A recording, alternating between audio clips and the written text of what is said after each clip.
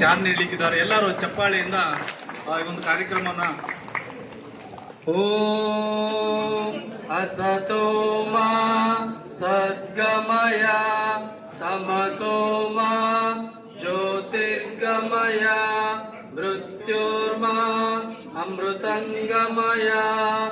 ಓಂ ಶಾಂತಿ ಶಾಂತಿ ಶಾಂತಿ.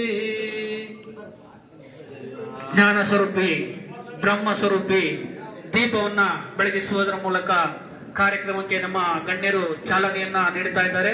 ಮೇಲೆ ಬಂದ ಎಲ್ಲರೂ ಫಲಾನುಭವಿಗೆ ಚೆಕ್ಕನ್ನು ವಿತರಣೆ ಮಾಡುವ ಮೂಲಕ ನಮ್ಮವರಿಗೆ ಸಹಾಯವನ್ನ ನೀಡಿದ್ದಾರೆ. ನಾನು ಸಹ 28 ರಾಷ್ಟ್ರ ನೋಡಿದ್ದೀನಿ, ಇಡೀ ಭಾರತ ದೇಶ ಎಲ್ಲ ರಾಜ್ಯಗಳನ್ನು ನೋಡಿದ್ದೀನಿ, ಕರ್ನಾಟಕದ ಎಲ್ಲ ಜಿಲ್ಲಾ ಕೇಂದ್ರಗಳು ಸಹ ನೋಡಿದ್ದೀನಿ. ಯಾವುದಾದ್ರೂ ಒಂದು ಸಂಸ್ಥೆ ಈ ಇಡೀ ಅಖಂಡ ಭಾರತ ದೇಶದಲ್ಲಿ ನಿಷ್ಪಕ್ಷಪಾತವಾಗಿ, ಭ್ರಷ್ಟಾಚಾರರಹಿತವಾಗಿ, ಜಾತ್ಯತೀತವಾಗಿ, ಪಕ್ಷಾತೀತವಾಗಿ ಜನರಿಗೆ ಸಹಾಯ ಮಾಡ್ತಕ್ಕಂಥ ಯಾವುದಾದ್ರೂ ಸಂಸ್ಥೆ ಕಂಡಿದ್ದಾನೋ ಅದು ಧರ್ಮಸ್ಥಳದ ಸಿಕ್ಕಿದ್ರೆ ನಾವು ಯಾರಿಗೆ ಆಯ್ಕೆ ಮಾಡ್ತಿದ್ವಿ? ಅವ್ರ ಅಪ್ಪ ಯಾರು, ಅವ್ರ ಅವ್ವ ಯಾರು, ಅವನ ಯಾವ ಜಾತಿ, ಅವನ ಪಕ್ಷಕ್ಕೂ ಇಟ್ಟೋಡಿ. ಆದರೆ ಈ ಸಂಸ್ಥೆಯಲ್ಲಿ ಅದನ್ನು ಮೀರಿ ಯೋಗ್ಯತೆ ಮೇಲೆ, ನಿಮ್ಮ ಪ್ರತಿಭೆ ಮೇಲೆ, ಅದು ಈ ಸಂಘದಲ್ಲಿ ಇರ್ತಕ್ಕಂಥ ಸಹಾಯಕ ನೀವು ಸದಸ್ಯರ ಮಕ್ಕಳಿಗೆ, ಎಲ್ಲರೂ ಸಹ ಬಡ ಮಕ್ಕಳಿಗೆ ಇಂಥ ಪ್ರೋತ್ಸಾಹವನ್ನು ಆದಿಕಂತ ಕೊಟ್ಟು ಎಷ್ಟು ಸಾವಿರ ಕೊಟ್ಟಿದ್ದು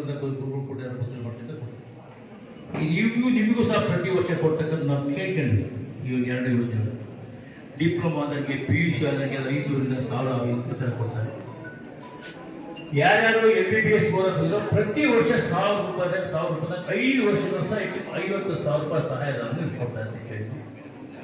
ಅದೇ BE ಬದಲಿಗೆ, ಡಿಪ್ಲೊಮಾ ಆದವರಿಗೆ, ಅದು ಬೇರೆ ಓದೋದರಿಗೆ, PHD ಓದೋದರಿಗೆ, ವಿದ್ಯಾಭ್ಯಾಸ ಮುಗಿಯೋರಿಗೂ ಕೊಡ್ತಾರೆ. ನಿಮಗೆ ಪ್ರೋತ್ಸಾಹ ಕೊಡ್ತಾರೆ. ಯಾಕಂದ್ರೆ ನಿಜವಾಗೂ ಸಹ ಎಲ್ಲೂ ಸಹ ದೇಶದಲ್ಲಿ ಆಗ್ತಾ ಇರ್ತಕ್ಕಂಥ ನಮ್ಮ ಹಿರಿಯರು ಅವ್ರಿಗೆ ಎಷ್ಟು ನಾವು ಸ್ಪರ್ಶಿರ್ತವೆ, ಏನು ಕೊಟ್ಟು ಸಮಯ ಯಾವುದು ಹಗಲು ರಾತ್ರಿ ಅವ್ರನ್ನ ನೆನಪು ಮಾಡ್ಕೊಂಡು ಬೆಳಗ್ಗೆ ನೆನಪು ಮಾಡಿ ಅವ್ರ ಆಶೀರ್ವಾದದಿಂದ ರಾತ್ರಿ ಅವ್ರು ನೆನಪು ಮಾಡ್ಕೊಂಡು ಮಳೆಗೂ ಸಹ ಅವ್ರು ಪ್ರಿಯತಿಸಾಗ ಅವ್ರ ಕೆಲಸ ಮಾಡ್ತಕ್ಕಂಥ ಪೂಜ್ಯರಿಗೆ ನಾನು ಕ್ಷೇತ್ರ ಜನತೆ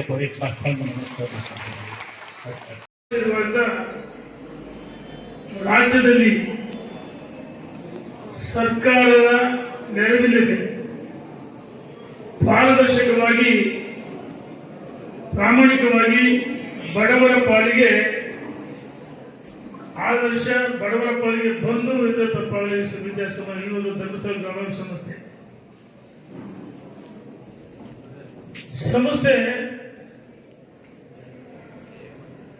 ಒಂದು ಕ್ಷೇತ್ರದಲ್ಲಿ ಕೆಲಸ ಮಾಡ್ತಾ ಇಲ್ಲ. ಜನಜಾಗೃತಿ ವೇದಿಕೆ ಮಾಜಿ ಅಧ್ಯಕ್ಷ ಸುರೇಶ್ ಎಷ್ಟು ಜನರಿಗೆ ನವಜೀವನವನ್ನು ಕಲಿಸ್ಕೊಡುತ್ತೆ. ಇನ್ನೇನು ಅವರ ಜೀವನನೇ ಮುಗಿದಾಗ್ಬಿಡ್ತು. ಅವರ ಬದುಕು ನೋಡಿ, ಗಂಡ, ನನ್ನ ಮಗ, ನನ್ನ ಸಹೋದರ ಇಂಥ ಸ್ಥಿತಿ ನೋಡ್ಬೇಕಾಗುತ್ತೆ ಅಂತ ಹೇಳಿದ್ರೆ ಬಹಳಷ್ಟು ಜನ ಕುಟುಂಬಗಳು ನಡ್ತಾ ಇದ್ರು. ಅಂತ ಸಂದರ್ಭದಲ್ಲಿ ಅವರಿಗೆ ಪಾಲಿಗೆ ಬಂದದ್ದು ಧರ್ಮಸ್ಥಳ ಗ್ರಾಮಾಭಿವೃದ್ಧಿ ಸಂಸ್ಥೆ. ಈ ಯಾರು ದುಶ್ಚಟದಿಂದ ಆಸರಾಗಿದ್ದಾರೆ ಅಂತ ದುಶ್ಚಟದಿಂದ ಬೆಳೆಸೋದಕ್ಕೆ ಅನೇಕ ಸ್ಥಳಗಳಲ್ಲಿ ಆ ಕ್ಯಾಂಪ್ ನಡೆದ ಸದಸ್ಯ ಇಡೀ ರಾಜ್ಯದಲ್ಲಿ ಆ ನವಜೀವನಕ್ಕೆ ದಂಪತಿಗಳಿಗೆ ದುಶ್ಚಟದಿಂದ ಮುಕ್ತರಾದಾಗ ಸುಟ್ಟಾಕಿ ಅವರಿಗೆ ಹೊಸ ಬದುಕನ್ನು ಕಲಿಸಿದಾಗ ಆ ಕುಟುಂಬ ಅತ್ಯಂತ ಸಂತೋಷ ಪಡುತ್ತೆ. ಮತ್ತು ಬ್ಯಾಂಕ್ಗಳಿಗೆ ಹೋದ್ರೆ 108 ದಾಖಲೆಗಳು ಕೇಳ್ತಾರೆ ಲೋನ್ ಕೊಡ್ಬೇಕಂದ್ರೆ. ಮತ್ತವರಿಗೆ ಯಾರಾದ್ರೂ ಒಬ್ಬರು ಸೂಚನೆ ಬೇಕು, ಅಷ್ಟು ಸುಲಭ ಸೈನ್ ಆಗಲ್ಲ. ಇಲ್ಲಿ ಸದಸ್ಯರು ಸಾಕು. ಪ್ರಾರಂಭವಾದಾಗ 5,000ರಿಂದ 10,000, 35,000, 2 ಲಕ್ಷ ರೂಪಾಯಿ ಕೊಡ್ತಾರೆ. ಯಾವುದೇ ಇನ್ಫ್ಲೂಯೆನ್ಸ್ ಬೇಡ. ಬ್ಯಾಂಕಿಗೆ ಹೋದ್ರೆ ಅವರ ರೆಕಾರ್ಡ್ ಜೋಡಿಸೋಕೆ ಸಾಕಾಗ್ಬಿಡ್ತಾರೆ. ಇಲ್ಲೆಂಗೆಲ್ಲ ಸದಸ್ಯರಾಗಿದ್ರೆ ಅವರಿಗೆ ತಕ್ಷಣಕ್ಕೆ 5,000, 10,000, 35,000, 2 ಲಕ್ಷ ಕೊಡಂದ್ರೆ ಅವ್ರು ಯಾವ ರೀತಿ ಮರುಪಾವತಿ ಮಾಡ್ತಾರೆ ಅದರ ಆಧಾರದ ಮೇಲೆ ಆ ಒಂದು ಹೆಣ್ಮಕ್ಳಿಗೆ ಮತ್ತು ರೈತರಿಗೂ. ಮೊದಲನೇದಾಗಿ ನಮ್ಮ ಲಕ್ಷ್ಮಣ್ ಸರ್ ಸರ್ಕಲ್ ಸರ್ ಈ ಮೊಬೈಲ್ ವಿಚಾರವಾಗಿ ನಾವು 2 ಐಟಮ್ ಹೇಳಿ ಅಂತಾರೆ. ಆದ್ದರಿಂದ ನಮ್ಮ ಜೀವನದಲ್ಲಿ ಯುವ ಪೀಳಿಗೆಗೆ ಮಾರಕವಾದಂತಹ ಆಯುಧ ಯಾವುದು ಅಂತ ಹೇಳಿದ್ರೆ ಅದು ಮಾತಾಡ್ರಿ ಯಾರಾದ್ರು ಮೊಬೈಲ್. ಯಾರ ಕೈ ಮೊಬೈಲ್ ಇಲ್ಲ ಕೈ ಇರ್ತೀರಾ ಯಾರಾದ್ರು?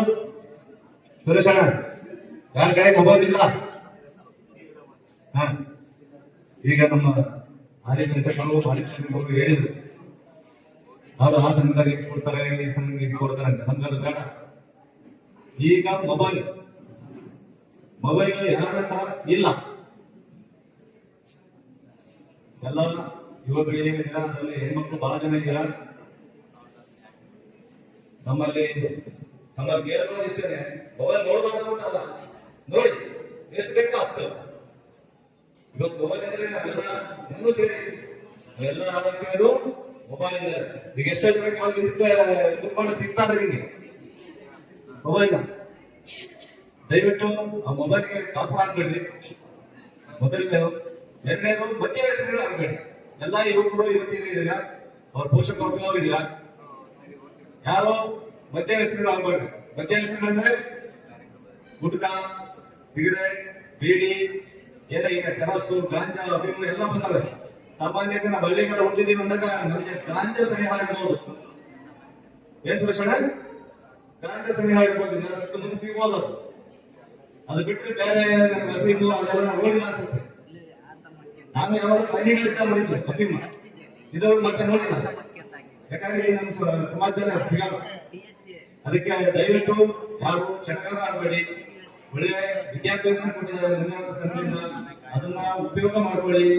ಯಾರಾದ್ರೂ ಚಟ ಮಾಡೋದಿದ್ರೆ ದಯಮಾಡಿ ನೀವು ಒಬ್ಬರಿಗೆ ಹೇಳ್ತಾ ಬರ್ರಿ. ಯೋಜನೆ ನಮ್ಮ ಹೊನ್ನಾಳಿ ಈ ಭಾಗಕ್ಕೆ ಬಂದು 13 ವರ್ಷ ಆಗಿದೆ. ಯೋಜನೆಯ ಮುಖ್ಯ ಉದ್ದೇಶ ಏನೆಂದ್ರೆ ಬಡವರ, ಮಹಿಳೆಯರ, ರೈತರ ಆರ್ಥಿಕ ಅಭಿವೃದ್ಧಿಗೋಸ್ಕರ ಧರ್ಮಸ್ಥಳ ಗ್ರಾಮಾಭಿವೃದ್ಧಿ ಯೋಜನೆ ಇವತ್ತು ಕೆಲಸವನ್ನು ಮಾಡ್ತಾ ಉಂಟು. ಅದಕ್ಕಾಗಿ ನಾವು ಪ್ರಥಮವಾಗಿ ಸಂಘಟನೆ ಸ್ವಸಹಾಯ ಸಂಘವನ್ನು ಮಾಡಿದ್ದೇವೆ. ಮಹಿಳೆಯರ, ರೈತರ, ಈ ರೀತಿಯ ಬಡವರ ಸ್ವಸಹಾಯ ಸಂಘವನ್ನು ಮಾಡಿಕೊಂಡು ಸಂಘದ ಮೂಲಕ ಅವರಿಗೆ ತಿಳುವಳಿಕೆ ಮಾಹಿತಿಯನ್ನು ಕೊಡುವುದರೊಟ್ಟಿಗೆ ಇವತ್ತು ಸಂಘದಲ್ಲಿ ಅವರನ್ನು ಉಳಿತಾಯ ಮಾಡಿಸುವುದರೊಟ್ಟಿಗೆ ಅವರ ಸಂಘದ ಅಕೌಂಟ್ ಅನ್ನು ಬ್ಯಾಂಕ್ ಅಲ್ಲಿ ಅಕೌಂಟ್ ಅನ್ನು ತೆರೆದು ಅವರ ಆರ್ಥಿಕ ಅಭಿವೃದ್ಧಿಗೆ, ಮನೆ ಕಟ್ಟಲಿಕ್ಕೆ, ಕೃಷಿ, ಸ್ವಉದ್ಯೋಗ, ಈ ರೀತಿಯ ಬೇರೆ ಬೇರೆ ಅಭಿವೃದ್ಧಿಗೋಸ್ಕರ ಅವರಿಗೆ ಬ್ಯಾಂಕಿನಿಂದ ಪ್ರಗತಿ ನಿಧಿ ಸಾಲ ಸೌಲಭ್ಯವನ್ನು ಕೊಡುವುದರೊಟ್ಟಿಗೆ ಅಭಿವೃದ್ಧಿಗೋಸ್ಕರ ಕೆಲಸವನ್ನು ಮಾಡ್ತಾ ಉಂಟು. ಇವತ್ತು ಧರ್ಮಸ್ಥಳ ಗ್ರಾಮಾಭಿವೃದ್ಧಿ ಯೋಜನೆಯಲ್ಲಿ ಬೇರೆ ಬೇರೆ ಸಾರ್ವಜನಿಕವಾಗಿ ಕೆಲಸವನ್ನು ಮಾಡ್ತಾ ಇದ್ದೇವೆ. ಉದಾಹರಣೆಗೆ ಕೆರೆಗಳ ಉಮೇತ್ವ ಕೆಲಸವನ್ನು ಮಾಡ್ತಾ ಇದ್ದೇವೆ. ಅದೇ ರೀತಿ ಶುದ್ಧ ಗಂಗಾ ಕಾರ್ಯಕ್ರಮ ಅಂದ್ರೆ ಶುದ್ಧ ಕುಡಿಯುವ ನೀರಿನ ಯೋಜನೆಯ ಒಳಗಡೆ ಕಾರ್ಯಕ್ರಮವನ್ನು ನಾವು ಮಾಡ್ತಾ ಇದ್ದೇವೆ. ಅದೇ ರೀತಿ ಜಲಮಂಗಲ ಕಾರ್ಯಕ್ರಮದಲ್ಲಿ ಬೇರೆ ಬೇರೆ ಉಪಕರಣವನ್ನು ಕೊಡುವಂತದ್ದು. ಇವತ್ತು ವೀಲ್ ಚೇರ್ ಇರ್ಬೋದು, ವಾಟರ್ ಬೆಡ್ ಇರ್ಬೋದು, ವಾಕಿಂಗ್ ಸ್ಟಿಕ್ ಇರ್ಬೋದು, ಈ ರೀತಿಯ ಉಪಕರಣವನ್ನು ಕೊಡುವಂತ ಕೆಲಸವನ್ನು ಮಾಡ್ತಾ ಇದ್ದೇವೆ. ಮತ್ತೆ ಆರೋಗ್ಯ ವಿಮೆ ಸಂಪೂರ್ಣ ಸುರಕ್ಷಾ ಕಾರ್ಯಕ್ರಮ. ಯಾರಾದ್ರೂ ಅನಾರೋಗ್ಯ ಸಮಸ್ಯೆ ಇದ್ರೆ ಆಸ್ಪತ್ರೆಯಲ್ಲಿ ದಾಖಲಾದ್ರೆ ಅಂತವರಿಗೆ ವಿಮೆಯಲ್ಲಿ ಸೌಲಭ್ಯ ಕೊಡಿಸುವಂತ ಕೆಲಸವನ್ನು ನಾವು ಮಾಡ್ತಾ ಇದ್ದೇವೆ.